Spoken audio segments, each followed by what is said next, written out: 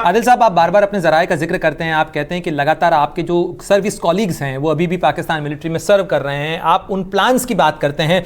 अभी एक दिन पहले ही आपका एक मैं व्लॉग देख रहा था, उसके ऊपर काफ़ी सोशल मीडिया कमेंट्स हैं, और अनफॉर्चुनेटली जिस समय आप और मैं बात कर रहे हैं, दिल्ली के अंदर इस अब से कुछ देर पहले ही लाल किले के पास में धमाका हुआ है, और एक बार फिर शक की सुई पाकिस्तान की तरफ घूमेगी, क्योंकि जिस तरीके से वो धमाका हुआ है, जिस जगह पे वो धमाका हुआ है, उसका एक इतिहास है, और उस जगह पे टेरर अटैक्स का भी एक इतिहास है।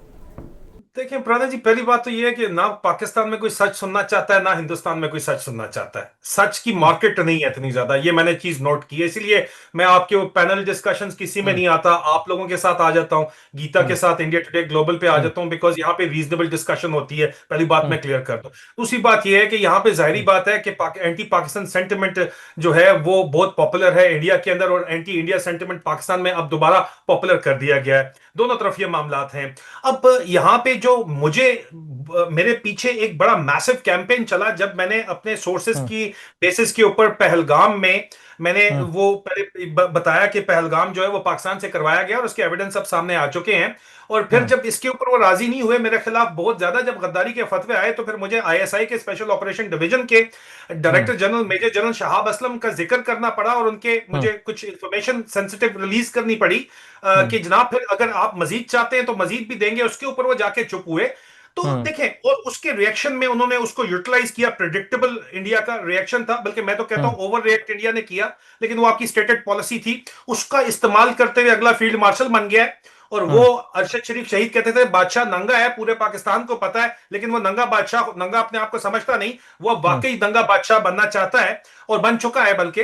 तो अब वो मजीद उसको स्ट्रेंथन करना चाहता है, क्योंकि आगे आप देखो ना कि अगर इकोनॉमी, भूखे को रोटी का नवाला नहीं है, रोटी कपड़े और मकान की आखिर में जंग है यहाँ पे। रोटी कपड़ा मैं ये मकान सवाल तो इसलिए पूछ रहा हूं आदिल साहब, क्योंकि आप तो फिर बार बार इस आपको पूरे एक नया इंटरव्यू में ये कॉन्फ्लिक्ट कह रहे खड़ा हैं। करना है, नया कॉन्फ्लिक्ट खड़ा करना है आपको। जी, मैं बार बार ये सवाल इसलिए पूछ रहा हूं क्योंकि आप बार बार ये जिक्र कर रहे हैं अपने इंटरव्यू के अंदर कि आसिम मुनीर और जंग छेड़ना चाहता है, एक तरीके से आप कॉशन कर रहे हैं, और आप स्वाभाविक रूप से आप पाकिस्तान के साथ साथ हिंदुस्तान के लोगों को भी कॉशन कर रहे हैं कि इससे आगाह रहिए कि ये और लड़ाइयां वो छेड़ने का मंसूबा बना चुका है। तो आपसे आपका मतलब यहां पे क्या है? वो और लड़ाइयां कौन सी हैं? क्या जो हम मंजर देख रहे हैं यही वो लड़ाइयां हैं, या और लड़ाइयों के लिए भी हमें तैयार रहना चाहिए जिसके चेहरे और बदल सकते हैं? मैं बगैर एविडेंस के बात नहीं करता। मैंने आपका जब इंटरव्यू रिकॉर्ड हो रहा है तो बर्तानिया में इस वक्त 2:43 दोपहर के, आफ्टरनून के 14:43 है। मैंने 12 आवर्स पहले अपने YouTube channel soldier speaks reloaded के ऊपर मैंने जो है वो एक वीलॉग डाला, the new war, China Pakistan new war plan against India. मैं आपको ये क्लियर कर दूं कि मेरी इंफॉर्मेशन के मुताबिक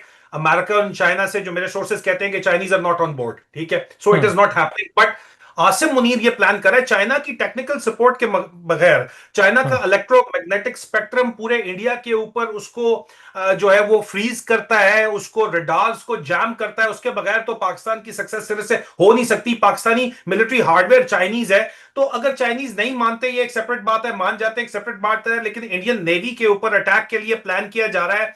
और वो इसी तरह का एक फॉल्स फ्लैग ऑपरेशन के नाम के ऊपर एक ऑपरेशन करके, इंस्टिगेट करके चीजें, और उसका रिएक्शन एक्सप्लॉइट किया जाएगा। और इसकी ऑलरेडी नैरेटिव बिल्डिंग शुरू हो चुकी है। आपको डीजीआईएसपीआर का बयान अगर देखें तो वो दे चुके हैं कि इंडियन नेवी के ऊपर जो है वो खुद फॉल्स फ्लैग करवाएगी इंडियन नेवी, और पाकिस्तान के ऊपर बात करेगी। तो वो एक नैरेटिव क्रिएट करने की कोशिश कर रहे हैं। मेरे सोर्सेज कहते हैं Chinese are not on board, president Xi Jinping ये नहीं चाहते। लेकिन बहरहाल ये बात तो इसमें तो कंफर्म है कि देखें, यहां पे अगर आपने किसी के ऊपर कब्जा करना है तो आपको एक दुश्मन प्रेजेंट करना होता है, बूगी मैन प्रेजेंट करना होता है कि ये आके आपको खा जाएगा अगर आपने जो है वो हमारा साथ ना दिया, फौज के पीछे आप खड़े ना हुए, फौज की हुकूमत को आपने ना माना, और इसको बादशाह मुअज्जम को आपने जो है सलाम ना ठोका, फील्ड मार्शल जिंदाबाद का नारा ना मारा, तो ये आएगा, इंडिया आएगा, हिंदुस्तान वाले आके तुम्हें खा जाएंगे सारे के सारे। ये चीज वो बेचते हैं ना, अगर वो लेकिन बेचेंगे राजा तो साहब, ये एनिमी क्रिएट की जाती है ना।